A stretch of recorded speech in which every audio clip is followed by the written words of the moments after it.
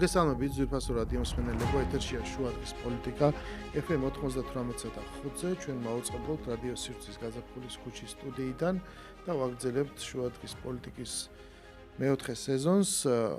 ჩვენ როგორც თებერვლის თვეს შეშვენის ჩვენ ვაგრძელებთ ჩვენი გადაცემების ციკლს ერთგვარი ისტორიული პერსპექტივით. წინა გადაცემას დიდი გამოხმაურება მოჰყვა, სტუმრად ყავდა სიმონ მასხარაშვილი და მისმა რაღაცა ისეთმა ძალიან ჭახე ფრაზებმა მოიპოვა დიდი ყურადღება. დღეს ჩვენი სტუმარია ისტორიკოსი ალექსანდრე დაუშვილი, რომელიც არის ალბათ ერთ-ერთი გამორჩეული სპეციალისტი სწორედ მე-20 საუკუნის ისტორიის და ამ შემთხვევაში ჩვენ უკვე საორჭოფო არა, ყველაფერს დადასტურებულ და გადამოწმებულ ფაქტებზე ვილაპარაკებთ. მთავარი ამბავი რაც კრავს ამას არის ჩვენ ხშირად ხედავთ და რასაც მე ვიმეორებ ძალიან ხშირად ეს არის ისტორიის ინსტრუმენტალიზაცია, მისი პოლიტიკურ კონიუნქტურაზე მორგება, გარკვეული სახით ისტორია როგორც მეცნიერება და არსებობენ ადამიანები რომლებიც თვლიან რომ საერთოდ არ არის ისტორია მეცნიერება, იმიტომ რომ ეს ამის რაღაცის ძალიან ესეთი სუბიექტური პერსპექტივა აქვს ხო ნებისმიერ მონათხრობს ამის მიუხედავად შეიძლება იყოს რომ ისტორია თავისთავად უკვე პროპაგანდაა ხო იმიტომ რომ გამარჯვებული მხარე წერს ამ ისტორიას მაგრამ თანამედროვე საშუალებებით შეიძლება გამოიყოს ფაქტები ჩვენ რაღაცა მოუყვეთ რა როგორ არის და ამის შემდეგ უნდა დაიწყოს ერთგვარი სუბიექტივიზმი და ამა თუ იმ ფორმით გამოყენება. ყოველ შემთხვევაში ისტორიის ინსტრუმენტალიზმმა არ შეიძლება გაამრუდოს ფაქტები და ის რა როგორ მოხდა. დღეს დიდი მნიშვნელობა ენიჭება სწორედ ამ პერიოდს. ჩვენ ვხედავთ ორ ძირითად მოვლენას, რომელიც მიმდინარე პოლიტიკურ დღის წესრიგში ხდება ხოლმე მისით მანიპულაცია. ერთი აგერ გუშინ მოხდა, ყველაზე მტკივნეული არის ხოლმე აგვისტოს ომი, ყოველ აგვისტოში ეს ახლდება თავისთავად და პოლიტიკური ძალები იწყებენ ხოლმე თავისთან გამართლებასთან და დანაშაულებას, ვაი რა როგორ მოხდა. ანუ ინტერპრეტაციას ენიჭება ძალიან დიდი მნიშვნელობა და მეორე ბუნებრივია, ეს არის 1921 წლის თებერვალი და ამ მონათხრობშიც უამრავი რამ იჩქმალება. ჩვენ გარკვეულწილად ხედავთ ხოლმე გარდა იმისა, რაც მოხდა და რაც ზუსტად ვიცით და როგორაც შეიძლება ამის შეფასება, ჩვენ ხედავთ ამ რანჟირებას. წინა პლანზე გამოდის რაღაცა ფიგურები, მოვლენები, ფაქტები, რომლებიც სასურველ შუქში აქცევენ ხოლმე პროცესს, რაც დღეისთვის სჭირდება ხოლმე გარკვეულ პოლიტიკურ დღის წესრიგს გამოსაყენებლად და სხვა რაღაცების ერთგვარად მიჩმალა ხდება და საბოლოო ჯამში მთლიანი სურათის გამრუდებას ვხედავთ და მე ვიღებთ რაღაცა ისტორიული პერიოდის თუ რომელიღაცა რესპუბლიკის ფეტიშს. ერთ-ერთი ესეთი დამახასიათებელი დოქტრინა შეიძლება ითქვას, რომელსაც მთელი რიგი ისტორიკოსები და მათი კომენტატორებიც და მათი მიმდევრებიც ან პირიქით დამკვეთები შეიძლება ითქვას იყენებენ არის გაუქმება მაგალითად საბჭოთა პერიოდის. თითქოს ეს პერიოდი არ ყოფილა. თითქოს ჩვენ ვიყავით უკვე შემდგარი რაღაც სახელმწიფო და შემდეგ ეს სახელმწიფო გაქრა, ჩვენ 70 წელი არ გვიცხოვრია. გუშინ ამერიკის საელჩომ განაცხადა, რომ ქართულმა ხალხმა გაუძლო 70 წლიან რეპრესიებს. ანუ ჩვენ გვეუბნებიან მithumetes ის ხალხი ვინც იქ დავიბადეთ, რომ ჩვენ 70 წელი ვიყავით უწყვეტი რეპრესიის ქვეშ და ესე ცხოვრობდით, ხო? ნუ ეხლა არ ვიცი ვის უნდა რომ ამგვარი სიმართლეზე დააშენოს თავისი რამ არ ვიცი. ეს არ ნიშნავს, ისე ვიმეორებ, თავი არ შეიძლება ყველაფრის და განსაკუთრებით ისტორიის აღქმა შავ-თეთრ ფერებში. ეს არ არის ან კარგი ან ცუდი. კეთილი და ბოროტი. ესეთი არ არის ისტორია. ისტორია არის ძალიან კომპლექსური, უამრავი წინააღმდეგობრივი ფაქტით თუ სხვა რამით ახსავსე. არ ენიჭება ამას რაღაც ესეთი როლი, რომ ადამიანია ეს არ არის სულიერი ცხოვრება, ადამიანი ან სამოთხეში მოხდა, ან ჯოჯოხეთში, ხო, ან წმინდანი გახდა, ან არა. ეს არის ძალიან რთული პროცესების ერთობლიობა, ერთ და იგივე ადამიანმა და ლიტერატურული გმირებით სწორედ ესე იქმნება. ერთი შეიძლება ჩაიდინოს და მეორე ცხოვრება იყოს ზუსტად ისეთი, როგორიც იყო, ალტერნატიული ისტორია არ არსებობს და ვერ იარსებებს. და ჩვენ უნდა გვესმოდეს რა როგორ მოხდა და ჩვენ უნდა გვესმოდეს ვისწავლოთ ისტორიის გაკვეთილები, რომ აწმყოში არ დაუშვათ იგივე შეცდომა, რომლის ნიშნებსაც ჩვენ ვხედავთ. ალეკო, მე მინდა დავიწყო აი ამ შეფასებით, შენ ხედავ თუ არა აი ესე თქვათ ამ მოცემულობას, რომ ხდება ამ შემთხვევაში პირველი რესპუბლიკის, მე თუ გინდა სხვა ნუ გამოიყენებთ ამ სიტყვას, მაგრამ ერთგვარი ფეტიშიზაცია. იმის აბსოლუტურად ისეთ შუქჭდილში მოთხრობა, რომ თითქოს მე მესმის რატომ არის ხოლმე ეს საჭირო, რომ ისე გავამძაფროთ, რომ ჩვენ რა დავკარგეთ, რომ დღეს მოხდეს ადამიანების დამუხტვა ანტაგონისტური გზნობებით. რა ვიღაცა არის მტერი და თუ კი მტერია ეს გულისხმობს უკვე მთელ რიგ მოქმედებებს. აი შენ თუ რაღაცას ახლა არ აკეთებ, ეს ნიშნავს რომ ეს შენ ტერში ეკარი. დღევანდელი მორალისტური შანტაჟისთვის ხდება, აი ამ თვალთახედვით ხდება ისტორიის მოთხრობა. ხედავ თუ არა შენ ამ ტენდენციებს და ყველაზე ხშირად რა არის ხოლმე გამოყენებული აი ამ ეს თქვა დოქტრინის გასაძლიერებლად. მივესალმები რადიო მსმენელს, დიდი მადლობას მოგახსენებთ მოწვევისათვის. მე მთლიანად ვიზიარებ თქვენს განაცხადს, რომ პერიოდულად გარკვეულ მონაკვეთში, გარკვეულ ძალებს ყველა ქვეყანაში ეს საქართველო არ არის გამონაკლისი, სჭირდებათ ისტორია. ისტორია თავის სასარგებლოდ გამოყენება და აქედან ყოველთვის შეუძლიათ აქცენტი გააკეთონ იმ თვისებებზე, რომელიც მათთვის უფრო მისაღებია. მაგრამ ისტორია ხომ ასე არ იქმნება და ასე არ ვითარდება.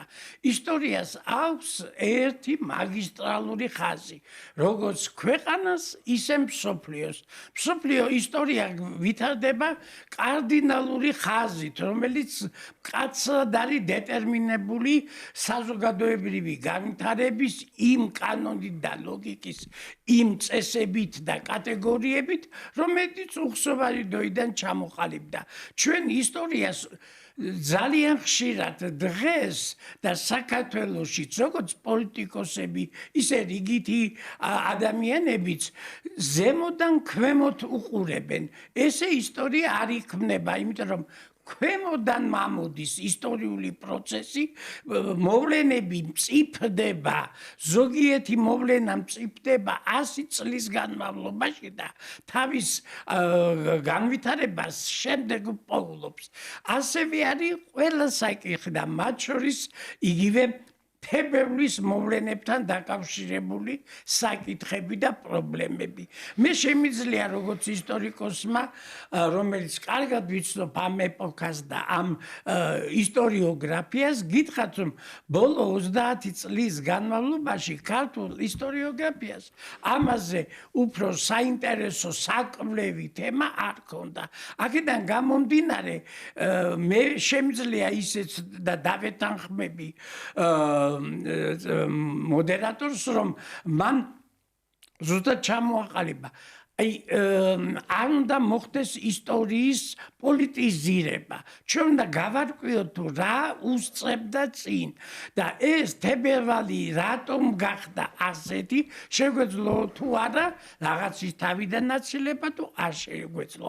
ეხლა მე მინდა საერთოდ დღეს როცა ლაპარაკობენ, ვამჩნევ მე რომ მთლიანად გამორიცხულია იდეოლოგიური საწყისები და ეს იდეოლოგია იმ პერიოდში იყო გამსაზღვრელი. როგორი იყო ეს იყო გლობალიზმი.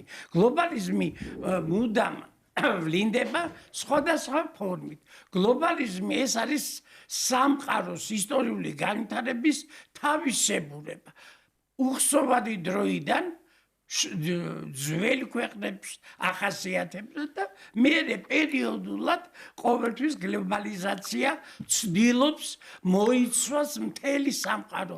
თუ ყველა არა, რაღაცა ნაწილი.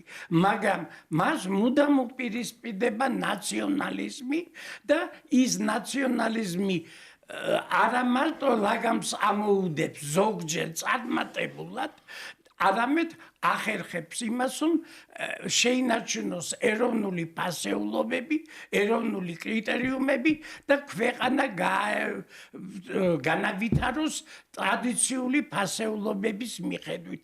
იგივე, ეხლა ბევრი მაგალითი შეიძლება მოვიყვანოთ, მაგრამ იგივე იყო ბოლშევიზმი, რომელიც მე-19 საუკუნეში მთელი განმავლობაში ნელ-ნელა მწიფდებოდა, მიიღო მან მერე რუსული სახე, ამოიმართა სოციალ-დემოკრატიული იდეოლოგიიდან და საზოგადოებას დაპირდნენ ამ ქვეყნიურ სამოთხეს დედამიწაზე, რაც უკვე იყო ძალიან ნაკლებად სარწმუნო. ამიტომაც სოციალ-დემოკრატიულ იდეოლოგიას თავიდანვე ყავდა კრიტიკოსები, ძალიან ძლიერი კრიტიკოსები, მაგრამ საქმეც ის არის, რომ გლობალიზაციის თავარი შედეგი ისე რომ მან შეძლო განსაკუთრებით მოსახლეობის დიდი ნაწილის პროლეტარიატი არა მე მინდა ერთ რამეს მივაქციო ყურადღება ჩვენი რადიომსმენელების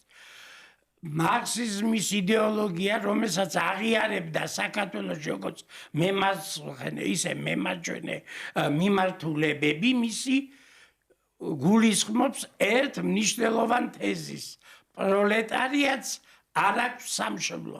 უკვე აქ არის ნათქვამი ისა, რომ პროლეტარიატი მხოლოდ ინტერნაციონალური ყოფილიყო. ერი იყო ისტორიული კატეგორია სოციალ-დემოკრატისა. უნდა რაღაცა პერიოდში ის უნდა გამქრალიყო და უნდა ჩამოყალიბებულიყო რაღაცა პროლეტარიატის საერთაშორისო ძმობა, სადაც არ იქნებოდა მდიდარი და ეს იდეოლოგია თუ ეს იყო მომხიბლავი, ძალიან მომხიბლავი და აქედან გამომდინარე, იმიტომაც იყო, რომ სოციალ-დემოკრატებს დიდი მომხრეები ყავდა. ეხლა საქართველოს მაგალითზე, რა თქმა უნდა, საქართველოს ის რომ საქართველოში ილია ჭავჭავაძე, აკაკი წერეთელი და სხვა არაჩვეულებრივი ეროვნული პატრიოტული ძალები იყვნენ და მათი ნაცვლება მოხდა იდეოლოგიური სოციალ-დემოკრატიული ფასეულობებით ეს უკვე მიანიშნებს რომ მე-20 საუკუნის ბოლოს და მე-19 საუკუნის ბოლოს და მე-20 რაღაცა სერიოზული ამბები ხდება საქართველოში. რა იყო ეს, რა ამბები იყო? ეს იყო კაპიტალიზმის განვითარება. კაპიტალიზმის განვითარება საქართველოში ჰქონდა რადიკალურად განსხვავებული საფუძვლები და მიმართულება, რაც ქართული მენტალობისათვის იმ პერიოდში იყო რთული აღსაქმელი და ყველამ კარგად ვიცით, როგორი იყო კაპიტალიზმი საქართველოში მე-19 საუკუნის ბოლოს და მე-20 დასაწყისში. ქართველი ბიზნესმენები თითზე ჩამოითვლებოდნენ.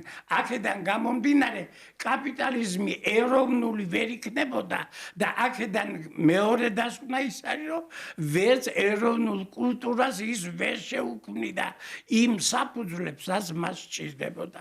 აი ასეთი ვითარებაში რა თქმა უნდა გლობალიზაციამ, გლობალურმა იდეებმა უბრალოდ დაჩაგრა საქართველოში. მაგრამ ამან გამოიწვია აი ამ გლობალიზმისა და ნაციონალიზმის წინააღმდეგობამ მსოფლიოში გამოიწვია პირველი მსოფლიო ომი, რომელიც წამყვანმა ქვეყნებმა, აი მე მინდა რომ მიაქციოთ წამყვანმა ქვეყნებმა მსოფლიო იმპერიების მქონე ქვეყნებმა ვერ შეაჩერეს და არც უნდათ მაინდამაინც შეეჩერებინათ. ყველას ეგონა რომ გამარჯვებული გამოვიდა, მაგრამ სწორედ აი იმ ვითარებამ ისე დაძაბა მსოფლიოში წარმოიშვა ორი დამარცხებული ორი მხარე, ერთმა გაიმარჯვა, მეორე დამარცხდა და ასეთ ვითარებაში კატაკლიზმებმა მოიცვეს მთელი ევროპა და მთელი მსოფლიო, რამაც გამოიწვია პეხილები ცალკეულ ქვეყანაში და რუსეთში ეს უკვე რევოლუციით დაგვირგვინდა. ძალიან მნიშვნელოვანია, რომ სწორედ საერთოდ ხრობას იწყებენ ხოლმე ისო პირველ რესპუბლიკას რო დაუბრუნდეთ, აი გამოცხადდა საქართველოს დამოუკიდებლობა. აქცენტი საერთოდ არ კეთდება იმ წინა პერიოდზე, ანუ ვინ იყვნენ ის ძალები, ვინც გამოაცხადეს, რატომ გამოაცხადეს. კი, ეხლა ცალკეულ აღებული ისტორიკოსს რო კითხო, ის აუცილებლად გეტყვის, ხო ესე იყო, მაგრამ მე ვლაპარაკობ მონოგრაფიაზე და ისტორიულ კვლევაძიებაზე. აქ მე ვლაპარაკობ პუბლიცისტიკაზე, იმ პოლიტიზირებულ ისტორიაზე, რომლის გამოყენებას დღეს ხდება და საერთოდ ხრობა არ იწყება რევოლუციით. 17 წლის ჯერ თებერვლის, შემდეგ უკვე ოქტომბრის რევოლუციით, რომელსაც მთლიანად განაპირობა ის თუ რა მოხდა საქართველოში, ხო? ამის გარეშე და ვინ იყვნენ შესაბამისად სოციალ-დემოკრატები, როგორ გაიყვნენ და როგორ აღიქმებოდა მაშინ. ერთი რაც უნდა იცოდეს მსმენელმა, რომ ისტორია იკვლევს კონკრეტულ დროში მომხდარ ფაქტს იმ კონტექსტიდან გამომდინარე, რაც იყო მაშინ. არაფერი ვითარ შემთხვევაში არ შეიძლება დღეს მიმდინარე დღევანდელი საზომით, დღევანდელი ღირებულებებით, დღევანდელი კრიტერიუმებით მოხდეს ამა თუ იმ ისტორიული ან ფიგურის, ან მოვლენის შეფასება. ეს არის მთავარი ცოდვა, რაც შეიძლება ადამიანმა გააკეთოს და რა თქმა უნდა სამწუხარო, როცა თვითონ ისტორიკოსები არსებობენ ეგეთები, აი ესეც ცოდავენ ძალიან რბილად რომ ვთქვათ, ხო? პირველი რესპუბლიკის ისტორიის კვლევას ახლავს აი ორი დიდი ტალღა იყო. ერთი არის 90-იანი წლების ეროვნული მოძრაობა და ზვიად გამსახურდი აყალიბების, ძალიან ის ნაუცბადებ და ცოტა უცნაურ დოქტრინას, ანუ ხო გახსოვთ არის ცნობილი გამოსვლა, ხო, რომ აირჩიე ქართველო ორი გზა არის, ქრისტეს გზა, ბარაბას გზა და ის ამბობს, რომ შინაარსით კარგია პირველი რესპუბლიკა, მაგრამ არ მოწონს სოციალ-დემოკრატები. აი და ჩვენ ავირჩიეთ ამითი ბარაბას გზა, აგვერჩია ილიას გზა, ხო, მას უნდა დამოუკიდებელი საქართველო, მაგრამ შინაარსით, აი როგორაც ის ილია ჭავჭავაძის წარმოდის ეგეთი. ნუ ეხა ეგეთი არ იყო ისტორიაში და არ მომხდარა, ხო?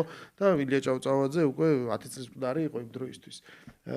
მაგრამ მან იდეალად სწორედ ეს რაღაც დასახა, მან გააჩინა გმირები, მის მიერ ამოწეული გმირი შეიძლება ითქვას იყო ქაქუცა ჩოლოყაშვილი, იმიტომ რომ მას არ უნდოდა ხა ნოე ჟორდანიასთან სხვათა წინ გამოწევა, აი ეს გმირი უპოვნა აი ამ პირველ რესპუბლიკას და მას შემდეგ ჩვენ ვხედავთ სწორედ აი ამ მოვლენს. მეორე ტალღა უკავშირდება ჩემი აზრით, ეს არის უკვე წინა ხელისუფლების პერიოდი და განსაკუთრებით ის გამძაფრდა ეს კვლევაძიება სწორედ აგვისტოს ომის გამო, იმიტომ რომ მათთვის მაშინდელი ხელისუფლებისთვის უდიდესი მნიშვნელობა ჰქონდა, რომ საქართველოს შემდგარი იყო ანტირუსეთად, აი ეს ფუნქცია ჰქონოდა.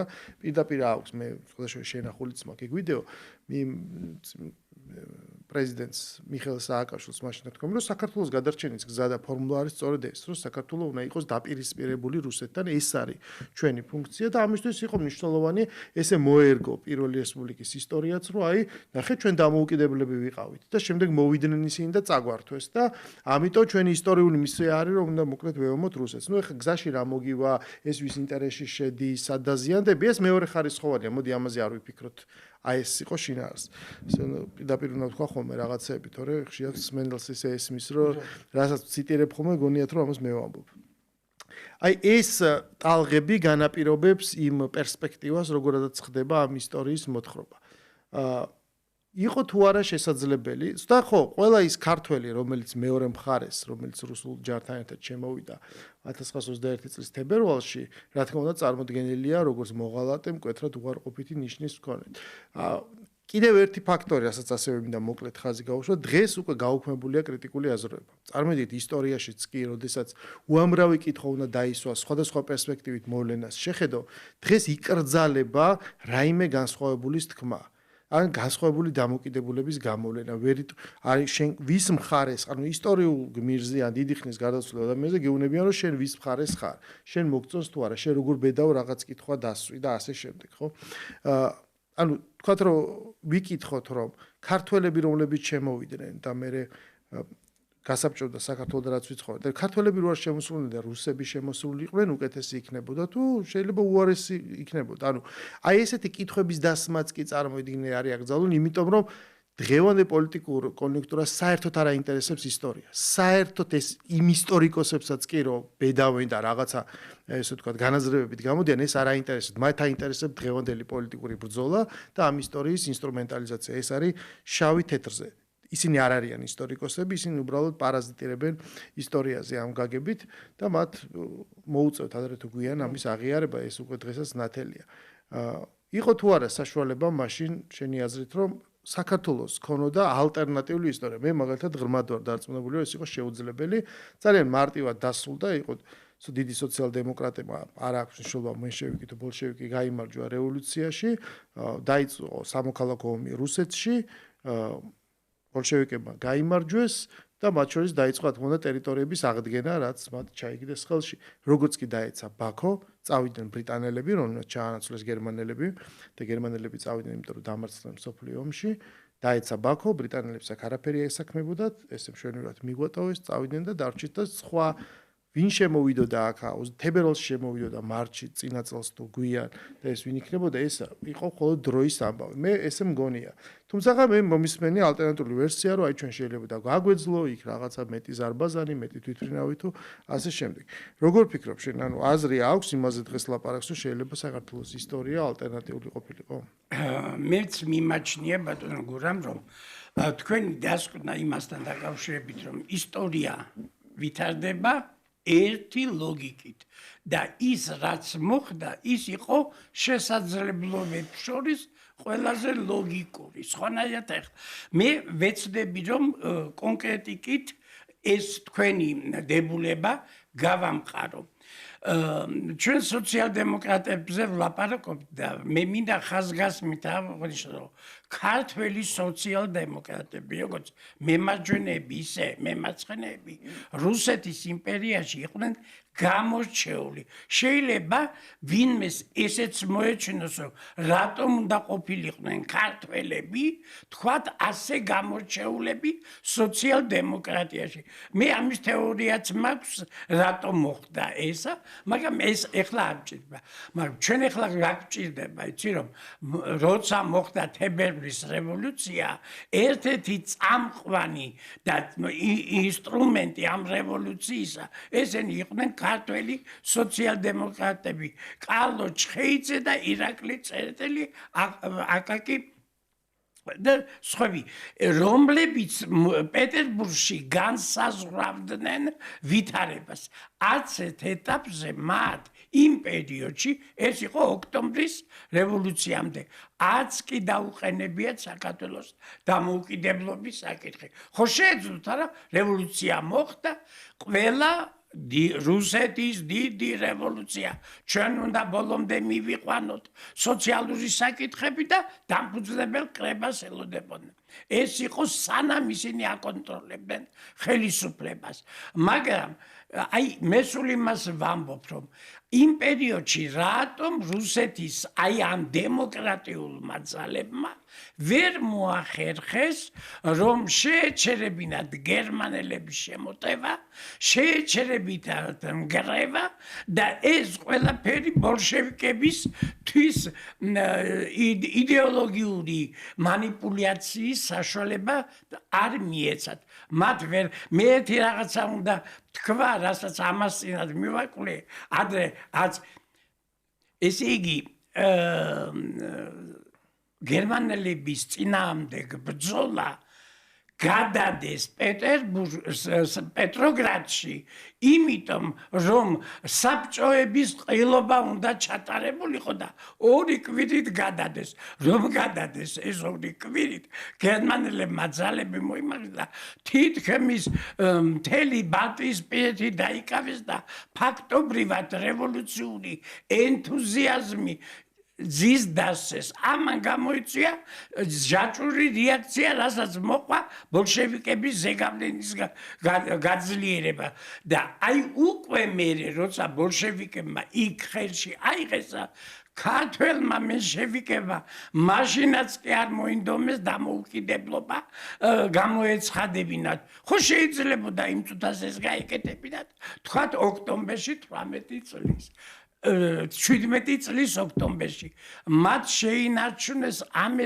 ამიერკავკასიის ფედერაცია სულ რამდენიმე თვე იარსება რატო იმიტომ რომ მარქსისტები იყვნენ და მარქსისტული მოძღვრება დიდ სახელმწიფოს მოიაზრებს პროლეტარიატის ძალების გაერთიანებას მოიაზრებს იმ მომენტში არცერთ ეროვნული საკითხი არ აღელვებდა სოციალ-დემოკრატებს აქედან იყო რომ ეროვნული დემოკრატები შემდგომ პირდაპირ აწყვენდნენ ხოლმე დამფუძნებელი კრების ტრიბუნიდან რომ თქვენ ვერ მოახერხეთ სოციალ-დემოკრატიული ხაფთანის სპირიდონ კედია იყო განსაკუთრებით კრიტიკული მათ წინააღმდეგ გაგეხადათო ეს ისევ ჰქონდათ ინტერნაციონალზე ორიენტაცია ისევ ჰქონდათ ევროპელ სოციალისტებზე იმედები და კაუცკი ჩამოიყვანეს და აი ეს გაორება იწევდა ზუსტად იმას რომ დიდი ხნის განმავლობაში 19 წელსაც კი ნოე ჟორდანია გვარდიის ერთ-ერთ შეკრებაზე სათავის სიტყვაში იმასაც ამბობს 19 წელს ამბობს რომ ჩვენი იძულებული ვიყავით რუსეთს გამოყოფილიყავით. ეხლა მე მინდა ერთი შტრიხი კიდევ აი დღევანდელობასთან საქართველოს ყოველთვის იყო და მაშინაც იყო სავაჭრო არტერია. ბაქოს ნავთობი იმ პერიოდში მსოფლიო ნავთობის მოპოვების 40%-ს აწარმოებდა. ეს 40% რუსეთის ხელისუფლებას იმ პერიოდში ჯერ არ იყო სხვა ევროპაში საერთოდ არ ჰქონდათ და არც მახლობელ აღმოსავლეთში არ იძებნებოდა ნავთობი. აუცილებელი იყო ბაქოს ნავთობის ხელში ჩაგდება. ეს მოახერხეს ბოლშევიკებმა უკვე 20 წლის დასაწყისში. ამან გადაჭრა უკვე ყველაფერი. ბაქო გულისხმობს ავტომატურად ბათუმს. იმითი ბათუმის გარეშე ნავთს ვერ გაიტან. აქედან გამომდინარე ეკონომიკური გარდუვალობა აპირობებდა საქართველოს ანექსიას და ან უნდა ის გამხდარიყო სოციალისტური მთლიანად რუსეთზე დამოკიდებული და თან მით უმეტეს როგორ რუსეთზე, რომელიც მესიანისტური იდეით მოდიოდა. მას მათო საქართველოს ხო არა უღია, მათო საქართველოს მიმართ ხო არა აქვს ცოდვა. არა, მან ასევე შეცვალა აზერბაიჯანის პოლიტიკური სტრუქტურა ის სომხები შეშინებული თურქეთის ხელმეორე აგრესიით მომხრე იყვნენ რომ ისევ რუსეთთან ყოქონოდათ კავშირი ვიდრე რომ იტყვიან სულთანის ჩალმა დაეხურა თავზე და აქედან გამომდინარე ვითარებამ ისე შექმნა კავკასიაში მდგომარეობა რომ ეს გახდა აუცილებელი. რა თქმა უნდა, მეც მთლიანად ვიზაიარებ ბატონი გურამის იმ კონცეფციას, რომ სხვანაირად ვერ მოხერხდებოდა. იქ ვითარება მით უმეტეს იყო დღეს აი 3 დღის წინ არაჩვეულებრივი დისკუსია ზუსტად მოაზროვნე ქართველი ისტორიკოსების შედგა ბიბლიოთეკაში, ილია ჭავჭავაძის სახელობის ბიბლიოთეკაში, ყოფილ პარლამენტის ბიბლიოთეკაში, სადაც ერთხმად იქნა მოსაზრება გაჟღერებული, რომ იმ პერიოდში ვითარება სხვანაირად არ წავიდოდა, იმიტომ რომ ამას აპირობებდა ის ბევრს უნდა რომ შეალამაზოს. არ შეიძლება შელამაზებული ისტორია ყოველთვის იწვევს ძალიან ცუდ შედეგებს, იმიტომ რომ იწვევს მცდარ დასკვნებს და აღინიშნა მაშინაც რომ იქნა დაშვებული შეცდომები, მაგრამ არაერთჯერადი ეს შეცდომები დამოუკიდებლობის დეკლარაციაშიაც კი გაეპარა იმ პერიოდის ხელისუფლებას, რაც დღეს ჩვენ ხანდახან ძვირად შეიძლება დაგვიჩნდეს. ამაზე ჯერ კიდევ თვალს ხუჭავენ მაინც. გაეპარათ. ასევე გაეპარათ ის, რომ სახალხო გვარდია არ შეიძლება ყოფილიყო ძირითადი ბირთვი. იმიტომ რომ მასში იყო პარტიზანული ელემენტები, რომელიც მუდამ არღვევს აქედან გამომდინარე იგივე კვინიტაძე, იგივე სხვა მაზნიაშვილი განსაკუთრებით გერმანიის წარმომადგენლობა საქართველოში გენერალ კრესის მემუარები ასეობს, რომელიც გაოცებული იყო იმ ქმედებების, რასაც ჩადიოდნენ გვარდიელები და აქ ზაზედაც თვალს ხუჭავდა მთავრობა, იმიტომ რომ სახალხო შეიარაღება სოციალ-დემოკრატიის ალტერნატივა იყო. პროგრამაშიაც კი უწერიათ მუდმივი არმიის შეცვლა სახალხო შეიარაღებით. მაგრამ სახალხო შეიარაღება ეს ნიშნავს, რომ დისციპლინა მოშლილია, ვითარება არ აკონტროლებენ სპეციალისტები ნაკლებია და შედეგებიც აქედან გამომდინარე უნდა ითქვას, რომ ლორეში დისლოცირებული ჩვენი ჯარები კი იყო 7000 კაცი, მაგრამ უმრავლესობა იყო სახალხო გვარდიელი. სხვაშორის ერთი ისტორიკოსია გამოაქვეყნა დოკუმენტი, სადაც მაშინაც კი უკვე დევნილებაში საფრანგეთში წასული ის მთავრობა შექმნილ ვითარებაზე რომ მსჯელობდა, არსებობს პროტოკოლის ჩანაწერები მათი, სადაც იცახიან, რომ არ არსებობს დღეს საშუალება აი ან იქნება რუსეთი, ან იქნება თურქეთი. და თურქეთსა და რუსეთს შორის თუ არის არჩევანი, რა თქმა უნდა ჯობია ისევ ეს ყველაფერი დარჩეს რუსულ სივრცეში. ანუ მოცემულობა არის ის, რომ ეს ჩვენთვის არის მემკვიდრეობა და მთავარი გაკვეთილი რაც უნდა ჩემი აზრით გამოვიტანოთ იქიდან, რომ როგორი ამ დიდ მსოფლიო პოლიტიკაში მხოლოდ შესაძლებლობის ფანჯარა იხსნება ხოლმე, შეიძლება იმის გამოყენება, რა თქმა უნდა, ზუსტად ესე მოვიპოვეთ დამოუკიდებლობა, აგერ ახლა ხალხმაც აგერ უახლესი მაგალითი არსებობს, ხო დღეს რომ დაუხვევიათ, რა ჩვენ გვაქვს კანდიდატის სტატუსი, საიდან მოგივიდა ეს კანდიდატის სტატუსი, იმიტომ რომ გაიხსნა ეს ფანჯარა, ხო? და რაც განაპირობა აი ამ ომმა, როცა ესე ჩამოარიგეს და ჩვენ კიდე დიდი ფასი დაგვიდეს, მაგრამ ზუსტად როგორც ეხლა ხდება ეს მოვლენები, ესე ხდებოდა მაშინაც. გაიხსნა ეს ფანჯარა, მოგცეს რეკომენდაცია და იმიტომ რომ თურქეთს არ დავეპყარეთ, მოგვიწია ამ დამოუკიდებლობის გამოცხადება. მაგრამ ეს მონაპოვარი რაც არის და რომელიც შემდეგ ეს რჩება და რომელიც ზუსტად გამსახურდია, როცა გამოაცხადა, აღადგინა, ხო, მან ხო ახალი არ გამოაცხადა, მართალია აღადგინა საბჭოთა საზღვრებში და 78 წლის კონსტიტუციით, მაგრამ აღადგინა მაინც ის დეკლარაცია. ანუ როგორ შეიძლება რაღაც ისტორიამ შენ მოგცეს და მე რაძნელია ამის შენარჩუნება და შეიძლება გარდავალი იყოს. იმიტომ რომ ეს რაღაც შეუძლებელი არ ნიშნავს, რომ ამიტომ მთელი ისტორია უნდა გააუქმო და ვიღაცები იმას ამოხიო ისტორიის ფურცლები და გადაყარო და მე გადააბა რომელიღაც გვერდი, რომელიღაც გვერდს. ესე არ ხდება. დღეს თავი გაკვეთილი რაც ჩვენ უნდა ვისწავლოთ არის ის, რომ ის წლების განმავლობაში უკვე 35 წელია გასული, რამდენი უბედურება და ის გავიარეთ ჭირი, ანუ ადამიანები ვერ სწავლობენ აი ამ გაკვეთილს, რომ ამას ჭირდება დაცვა, მოფრთხილება და არ შეიძლება ესე რაღაცნაირად მოახმარო სხვა ქვეყნების თუ არ ვიცი, სხვისი დღის წესრიგის მოცემულობას და იმის მოთხოვნას რა.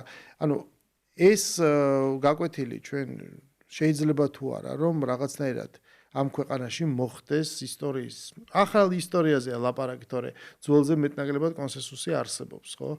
თუმცა შეიძლება იმის სხვა ჭრილშიც დაწერა, ბევრი რაღაცის გადაწერა და უფრო ადაპტირება, მაგრამ შეიძლება თუ არა, რომ ერთხელ სამუდამოდ რაღაცნაირად ჩამოყალიბდეს და გამთლიანდეს ეს ისტორია, რომელიც დღეს არის დაჩეხილი.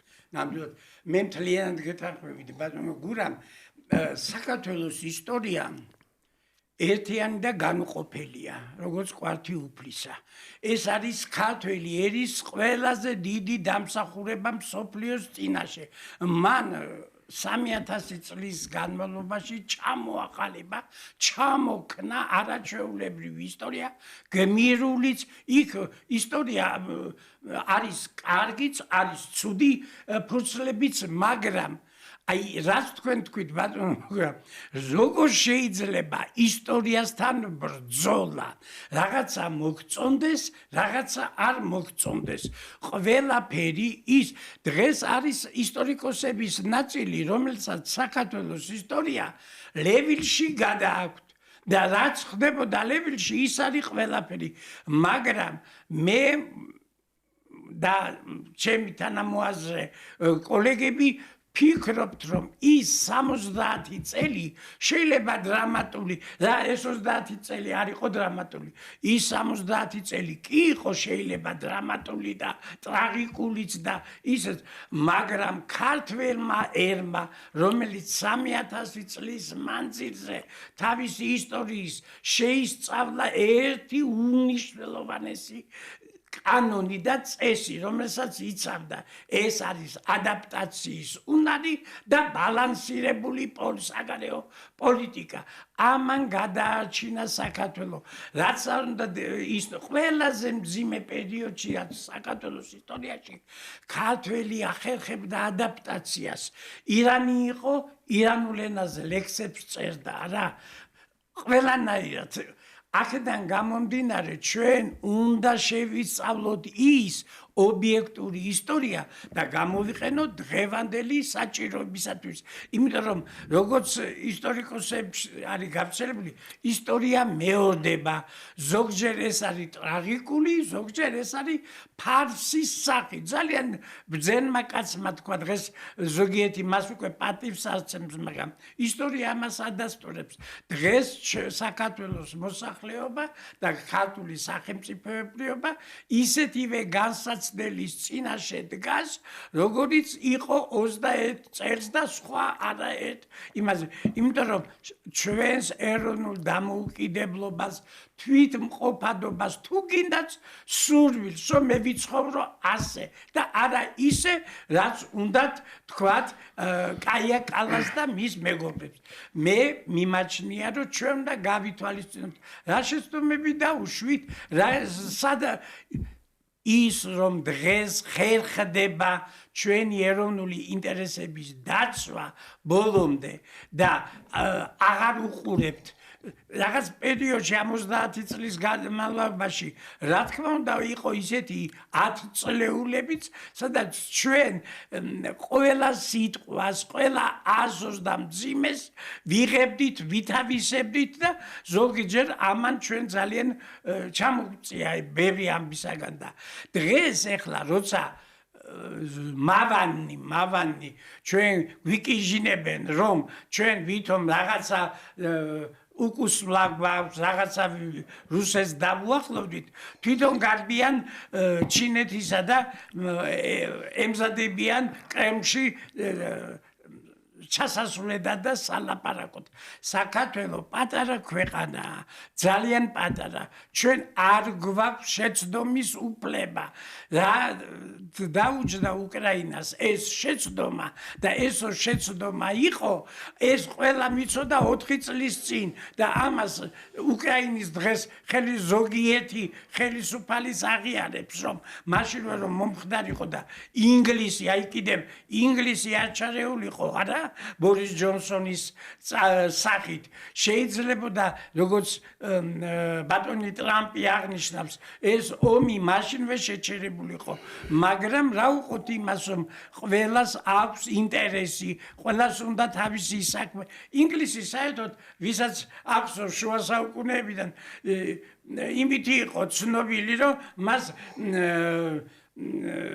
უყვარდა სხვისი ხელით ნარის გლეჯვა და დღესაც ესე აპირებს და დღეს საქართველოში აი რაც გუშინ შემოაგდეს სწორედ ამის ნაბიჯია და მე მთლიანად ვეთანხმები ჩვენი საგარეო საქმეთა მინისტრის განცხადებას როგორც ჩანს იმედისა და პოზიტივის და დასანქცირება ინგლისის გამარჯვებას მოუტანს მე მინდა განვაცხადო ხალხს საქართველოს ჭირდება არა მარტო თანამოაზრეები, არამედ თანამოსანგრეები, როცა ქართველს დასჭირდება, რომ მის გვერდით იდგეს ინგლისელი, ფრანგი და გერმანელი და არა მარტო ის ლოზუნგები გვესოლონ 1000 ეგ მოწოდება არსებობს, სადაც არის ხა ფრონტის ხაზი, როცა ამბობენ რომ ჩვენი ბრძოლა, მაშინ უცნაურია რატო არ იბრძვის ამ ქვეყნების ჯარისკაცები და ფაქტია რომ არ იბრძვის. საქართველოს მთელი ისტორია, რამდენიმე 1000 წლის განმავლობაში, ძირითადად რა თქმა უნდა, საქართველოს პატარა ქვეყანაა, პატარა ერია და ყოველთვის დიდი იმპერიების გავლენის ან პირდაპირ შემადგენლობის ქვეშ იყო, ხო? და რომელი ერთი შეიძლება ჩამოვთვალოთ. ამიტომ რას ნიშნავს, რომ ის როცა საქართველოს არ არის ესე იგი სუვერენული, თავისუფალი და დამოუკიდებელი, ის გვერდები ისტორიის უნდა ამოვხიოთ და იმ დროს გაკეთებული მიღწევები ან რაღაც აშენებული ეკლესიები აღარ აქვს ამას მნიშვნელობა. ეს არის ძალიან ჩემი აზრით საჭირო და კითხვა. ჩვენ რამდენიმე წუთი დაგვჭა და მე მინდა კიდე ერთ ესეთ პატარა პასაჟს შევეხო, რომელიც ძალიან ისეთი აი ამ ფონზე ძალიან კარგი ტესტია და აჩენს ამ წინააღმდეგობრიობას დამოკიდებულების. ეხლა 9 მარტს მაგალითად გახდება 70 წელი, როდესაც თბილისში მოხდა მიტინგის დახვრეტა.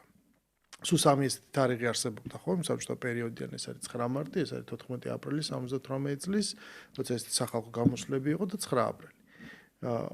ანუ როგორ აი ამ თვალთახედვიდან როგორადაც ისინი ჩვენ გვიყვებიან რომ საბჭოთა პერიოდი უნდა ამოვხიოთ ისტორიის წიგნიდან და ეს იყო რაღაცა ბნელი ხანა და ის რესპუბლიკა თუმე რესპუბლიკათაც არ უნდა ჩაითვალოს და ამით უნდა დავჩეხოთ ჩვენი ისტორია ამის შეფასება რანაირად უნდა მოხდეს ამ მათი გადმოსახედიდან სავარაუდოდ ანუ ის მსხვერპლი არ იყო ის ქართველი არ იყო და იქ გამოსული და ეს ქართველები სხვანაირი ქართველები იყვნენ თქვენ რა მოხდა 9 მარტს თქვენ დასვით არაჩვეულებრივი საკითხი და საერთოდ მე ვიტყოდი კიდევაც 9 რიცხვი 9 მე თავის დროზე ვიყავი გატაცებული ციფრების მისტიკით არის ესეთი მიმართულება კი არის ვიცნობ ერთ კაცს ვიცნობ საქართველოსთვის 9 არის ცუდი რიცხვი მე სოფლიოსთვის ყველაზე რევოლუციები ინგლისის რევოლუცია საფრანგეთის რევოლუცია ყველა ძალიან ოდიოზური ფიგურებიც კი 9 რიცხვში არიან და აი მე კიდე იმასაც გავიხსენებ ის ავადსახსენებელი 9 წელია რა ესეც შემთხვევითი არ არის 9 აპრილი 9 მარტი ჩვენ ძალიან უწავალთ ნუმეროლოგიაში მაგის სპეციალისტების ხებიც არის აქედან გამომდინარე ეგ თარიღიც არის ძალიან მნიშვნელოვანი და მაგის არის დეტალურად შესწავლილი რამდენიმე მონოგრაფია არის მიძღვნილი და რა არის იცით ის ადამიანები ის რომლებიც მაშინ და საკმაოდ გაცილებით მეტი ადამიანი დაიხოცა იმ პერიოდში ვიდრე 9 აპრილის დროს ყველა სისხლი არის ძალიან დასაფასებელი და მათი გმირობის ტოლპასი არის რა თქმა უნდა იმიტომ რომ ყველას ჰქონდა სამშობლოს სიყვარული გააჩნია ვინ თქვათ 9 მარტს რა იდეები იყო იქ იყო შემჩნეულია და ნახულიც არ იყო სტალინისადმი დამოკიდებულების მომენტი, მაგრამ იყო პატრიოტული მომენტებიც, რომლებიც ხო, მაგრამ ეს პატრიოტული მომენტი, სტალინი, რომელიც 30-იანი წლებიდან დაიწყო პრაქტიკულად ქართული ნაციონალიზმის აღორძინება, ეს პატრიოტული მომენტები, ხო, თუ სტალინს უკავშირდებოდა, ამით იყო საქართველოსაც უკავშირდებოდა. ჩვენ საქმე გვაქვს იმ სტალინურ პატრიოტიზმთან, იმ საქართველოს იმ ვერსიასთან, რომელსაც ახლა ვიღაცას თუ გონია, რომ საქართველოს უყვარს, ეს ის საქართველოა, რომელიც დაიბადა 30-იან წლებში სწორედ, რომელიც უბრალოდ მან არ იცის, მას გონია, რომ ყოველთვის ეგეთი იყო. რა თქმა უნდა, მით უმეტეს არაჩვეულებრივად თქვით ბატონო გულ 30-იან წლებში მოხდა ქართველი ერის კონსოლიდაციის პროცესის დაგვირგვინება. ქართული საშუალო სკოლის ბაზაზე, როცა შეიქმნა, გაიფუჩქნა ყველა სკოლები, მეცნიერების, რაც უნდა დაარქვათ, არა, ამდენი მეცნიერი, ამდენი უმაღლესი 58 მარტო თეატრი იყო 39 წელს, 58 სახელმწიფო თეატრი. არაფერს ვამბობ კინოთეატრების რაოდენობაზე, ბიბლიოთეკების რაოდენობაზე, მწერლობაზე, კაი იდეოლოგიზირებული, მაგრამ ხო ის ადამიანები მაშინ მოღვაწეობდნენ არაჩვეულებრივი მწერლები, არა? აქედან გამომდინარე ის იდეოლოგია იყო აგებული პატრიოტულ მოტივებზე. ანუ მე ხავიყავით რაღაც მუზეუმში, სხვათა შორის საკრებულო და რაღაც შალვაძინალის მუზეუმში, იქ ნახე მისი დის დახატული პლაკატია. 1941-42 წლების სეზონია თეატრი ლევან გოთუას მოტივებზე, ანუ მაგ წლებში იდგმება ერეკლე მეორე. ქვია და ჩამოთვლილი ხალხი. ანუ მთელი ის რაც ახლა დღეს ადამიანებს გონიათ რომ აი ესე უყვართ საქართველოს ისტორია, ყველაფერი ამის, მოდი ესე ვთქვათ, კოდიფიცირება, ოფიციალური ვერსიის დაწერა, ისტორიაზე შეკვეთა, ხელოვნებზე შეკვეთა, ეს რა თქმა უნდა შეკვეთით კეთდებოდა, მაგრამ ის რომ ეს იყო შეკვეთით, ეს რა თქმა უნდა მიივიწყა ცნობიერმა და დარჩა უბრალოდ ეს შედეგი და დღეს უყურებენ ამ ყველაფერს და ეს აღვივებს ამ თვითშეგნებას. შესაბამისად, როდესაც იქ სტალინის მოკლედ პიროვნების დესაკრალიზაცია იყო თემა და როცა გამოვიდა ეს ხალხი, ის მარტო სტალინს არ იცავდა, ის თავის ქვეყნის პატრიოტიზმს გამოხატავდა ამ კუთხით, ხო? მას ართმევდნენ რაღაც მნიშვნელოვანს და შესაბამისად რა უნდა ვქნათ, რახან ეს 70 წლის განმავლობაში მოხდა, ამ ხალხის მიერ სხვა ტიპის დამოკიდებულება უნდა გქონდეს?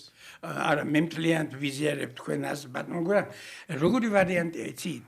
ქართველმა ხალხმა მუდამ ვამბობდა მე ჩემს ნაშრომებში მას და ემ სტატისტიკა ადასტურებს 70-იან წლებში მიაღწია ძალიან მაღალ სოციალურ ეკონომიკურ განვითარებას ძალიან მაღალ დღეს თანამედროვე ქართველი და რუსი ექსპერტები როცა სწავლობენ საბჭოთა კავშირის ზღვევის წინა პერიოდის სოციალ-ეკონომიკურ განვითარებას რას ამბობენ ქართველებს ჰქონდა ყველაზე კარგი მონაცემი სოციალურ-ეკონომიკური ჩვენ 10 პუნქტით ჩამოგრჩებოდა ბალტიისპირეთის რესპუბლიკა სწორედ ქართველი ხალხის სოციალ-ეკონომიკურმა მიღწევებმა დააწერინა გულღვაწლიან ასტაფიებს ის ცნობილი პასკვილი ციმორების წერა საქართველოში რომელმაც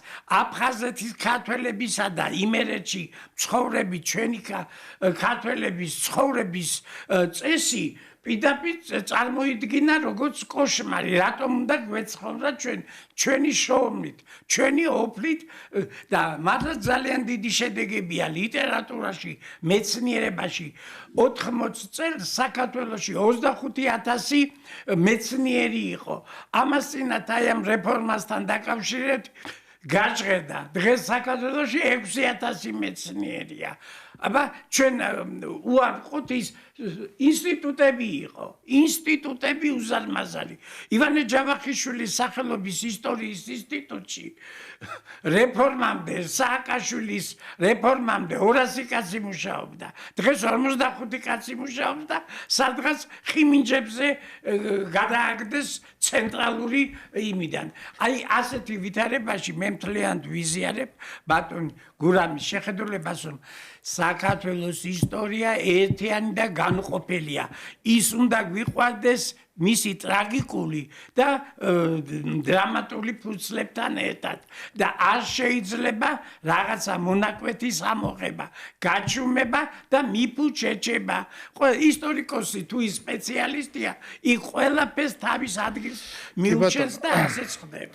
დიდი მადლობა სტუმრობისთვის, როდესაც ასეთ რამეზე ვლაპარაკობთ, რა თქმა უნდა, გამომდინარე იქიდან თუ ვინ არის მსმენელი, ის უსმენს თავისი რაკურსით და როგორც კი რაღაცას იძახია, ანუ ადამიანს არ აქვს ბევრ დიდ რაოდენობას უნარი პირდაპირ გაიგონ რასაც ეუბნები ან ანალიტიკურად უნდა გადათარგმნოს თავის ენაზე და ანუ შენ თუ იძახი რომ იქ რაღაცა ხდებოდა კარგიც იყო ესე იგი შენ ის გენატრება შენი გინდა ის ვეღარ დაბრუნდება საბჭოთა კავშირის დროს ჩვენ არ ქონდა მთავარი თავისუფლება და დამოუკიდებლობა ეს ქვეყანა დაინგრა ეს იდეოლოგია დაინგრა ეს ვერ დაბრუნდება და ეს არავის არ ენატრება და არც ის სიდუხჭირე და არც უბედურება რაც გამოვიარეთ ამაზე ვლაპარაკობთ იმიტომ რომ არ უნდა მოხდეს ისტორიის манипуляცია და უნდა დავაფასოთ ის რაც გვაქვს დღეს დღევანდელი დამოუკიდებლობა რომ ჩვენ დღეს მივახციეთ რომ საქართველოს უკვე 3,000 წელია არსებობს დამოუკიდებლობა ამას სჭირდება გაფრთხილება და ისტორიის გაკვეთილი ჩვენ იმას გვასწავლის რომ სხვანაირი დამოუკიდებლობა უნდა ქონდეს და სხვა სიფრთხილით უნდა მოუკიდოთ არასოდეს ქვეყანაში ჩამოსულ რაღაც